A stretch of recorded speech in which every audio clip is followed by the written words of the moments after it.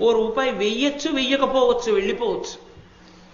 ఆ స్త్రీ ఒళ్ళో ఉన్నటువంటి ఓ పిల్లాడు, అమ్మా అమ్మా అన్నం తిని 2 రోజులైందమ్మా, ఆకలేస్తోందంటే మంచినీళ్ళు తాగమంటున్నావమ్మా, అమ్మా మంచినీళ్ళు తాగి కడుపులో తిప్పి వాంతి అవుతోందమ్మా, ఏమన్నా పెట్టమ్మా అని తల్లిని కొడుతుంటే ఎక్కడి నుంచి తేనరా అని అమ్మ ఒక్క లెంపకాయ వాడిని కొట్టి తను ఏడుస్తోంది అనుకోండి, మీరు రూపాయి వేయకుండా ఉండగలరా? తల్లి ఏడిస్తే ఉండగలరు, తల్లి కడుపున పుట్టిన బిడ్డ అన్నం లేక ఏడుస్తుంటే చూస్తూ ఊరుకోలేము. అమ్మ మేము ఊరుకోలేమమ్మా.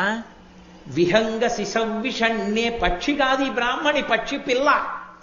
లోకంలో అన్ని ప్రాణులలోకి పక్షులకు ఆకలి ఎక్కువ, గంధర్వులకు కామం ఎక్కువ, పాములకి కోపం ఎక్కువ, రాక్షసులకి ఏదో మోహం ఎక్కువ.